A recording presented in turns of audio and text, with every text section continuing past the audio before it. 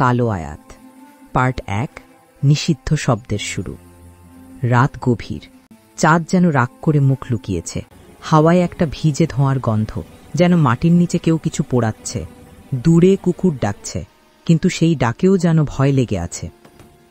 গ্রামের নাম নয়াবাড়ি, ছোট অজপাড়া গাঁ, যেখানে এখনো বিদ্যুৎ ঠিকমতো আসে না, আর মানুষ রাত নামলেই দরজা বন্ধ করে, যেন অন্ধকারের ভেতর কিছু আছে যেটা আলো পছন্দ করে না। এই গ্রামের এক প্রান্তে একটা ভাঙা মসজিদের পাশে থাকে এক তরুণ, রুহুল ইসলাম। ছোটবেলায় সে হাফেজ হয়েছিল, মুখস্থ করেছিল পুরো কোরআন। লোকেরা বলতো ওর মুখে আলো আছে, কিন্তু সেই আলো একদিন নিভে গিয়েছিল যখন রুহুল এক ভয়ঙ্কর কৌতূহলের শিকার হয়েছিল।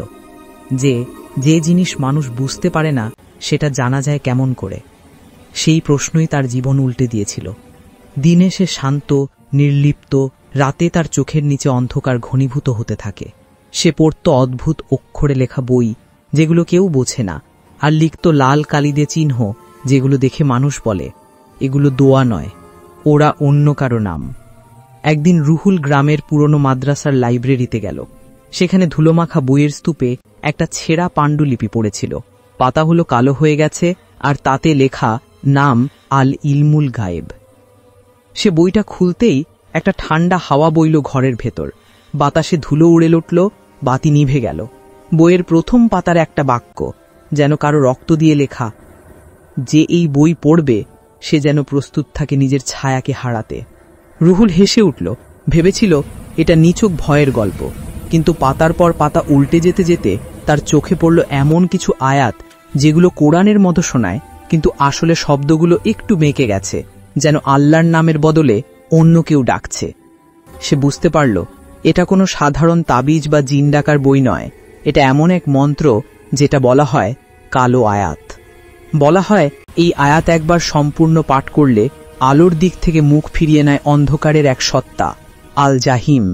সে কোনো শয়তান নয়, বরং এমন এক রূহ যাকে আল্লাহ নিজের দরজা থেকে দূরে ঠেলে দিয়েছিলেন, কারণ সে চেয়েছিল আলোর মতো হতে। রুহুলের মধ্যে ভয় নয়, বরং এক ধরনের নেশা কাজ করল। সে ভাবল যদি এই আয়াতের শক্তি সত্যি হয়, তবে সে জানতে পারবে মৃত্যুর পরের জীবন, আত্মার রহস্য, আর হয়তো আল্লাহর সৃষ্টি নিয়ে এমন কিছু জানবে যা সাধারণ মানুষ বুঝতে পারে না। রাতটা ছিল শীতল, আকাশে কুয়াশা, গাছের পাতায় শিশির জমে জল পড়ছে মাটিতে। রুহুল একটা মোমবাতি জ্বালালো, সামনে রাখল বইটা। পাতার ওপর ছায়া পড়ছে তার হাতের আঙুলে, আর পাতায় লেখা কালো অক্ষরগুলো যেন নড়ছে। সে পড়তে শুরু করল, কিন্তু শব্দগুলো মুখে নিতে না নিতেই ঘরের ভেতর ঠান্ডা হাওয়া বইতে লাগল। দেয়াল থেকে যেন কোনো ধোঁয়া বের হচ্ছে, আর বাতাসের ভেতর একটা গন্ধ ছড়িয়ে পড়ছে, মৃত মাংস আর গন্ধকের মিশ্রণ। রুহুল পড়া থামালো না। মোমবাতি নিভে গেল, কিন্তু তার চোখের ভেতর এক অদ্ভুত আলো জ্বলে উঠল। তার চারপাশে ছায়াগুলো লম্বা হয়ে যাচ্ছে। মাটিতে তার নিজের ছায়া আর শরীরের গতির সাথে মিলছে না। বইয়ের শেষ লাইনে একটা বাক্য ছিল, আল জাহিম শুনেছে, আল জাহিম দেখছে। তারপর হঠাৎ সব শান্ত।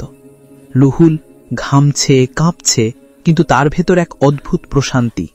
তার মনে হচ্ছিল কেউ তার কানে ফিসফিস করছে, কিন্তু সে বুঝতে পারছে না কি বলা হচ্ছে। পরের দিন সকালে গ্রামের ইমাম দেখলেন মসজিদের পেছনে কিছু অদ্ভুত দাগ, মাটিতে গোল চিহ্ন, তার মাঝে কিছু লেখা যা কোনো ভাষায় নয়। আর পাশেই রুহুল বসে আছে, চোখ খোলা, কিন্তু তার মুখে কোনো শব্দ নেই। তার সামনে বইটা পড়ে আছে, কিন্তু পাতাগুলো ফাঁকা। সেই দিন থেকে রুহুলের জীবন আর আগের মতো ছিল না। সে দিনে কথা বলে না, রাতে ঘুমায় না, তার ঘরের দরজা সবসময় ভিতর থেকে বন্ধ থাকে। লোকেরা বলে ভেতর থেকে কখনো কখনো কোরআনের আয়াত শোনা যায়, কিন্তু মাঝপথে শব্দগুলো বদলে যায়, যেন কেউ একসাথে আল্লাহর নামও নিচ্ছে আবার অস্বীকারও করছে। ধীরে ধীরে পুরো গ্রাম আতঙ্কিত হয়ে উঠল। মসজিদের সামনে কেউ নামাজ পড়তে আসে না রাতে। বাচ্চাদের বলা হয় অন্ধকারে ছায়া দেখলে ডেকো না, ওটা তোমার নয়। একদিন রাতে আকাশে বজ্রপাত হল, বৃষ্টি নামলো এমনভাবে যেন পৃথিবী ধুয়ে যাবে। রুহুল তার ঘরে বসে মোমবাতির আলোয় বইটা খুলল, আবার পাতার লেখা আবার ফিরে এসেছে। এবার সে বুঝল বইটা নিজেই লেখা বদলায়। তার কানে ফিসফিস করে কেউ বলছে, আরেকবার পড়ো, এবার সম্পূর্ণ। রুহুল পড়তে শুরু করল। চারপাশে অন্ধকার ঘন হয়ে এলো। বজ্রপাতের আলোয় এক মুহূর্তের জন্য তার সামনে দেখা গেল এক আকৃতি, দীর্ঘ, ছায়ার মতো, মুখ নেই, চোখ নেই, কিন্তু তার চারপাশে ধোঁয়ার মতো দাড়ি, আর শরীরের ভেতর আলো জ্বলছে লাল। তারপর ঘর নিভে গেল। পরের সকালে কেউ তাকে আর খুঁজে পেল না, শুধু দেয়ালের উপর ছায়া, যেটা রোদে পড়লেও নাড়ে না। আর মসজিদের ইমাম বললেন, ওর কবর হবে না, কারণ ওর দেহ নেই, শুধু ছায়া আছে। এখানেই শেষ নয়, এটা কেবল শুরু। রুহুলে হারিয়ে যাওয়ার পর গ্রামে শুরু হলো একের পর এক অদ্ভুত ঘটনা, যার ব্যাখ্যা কেউ দিতে পারল না।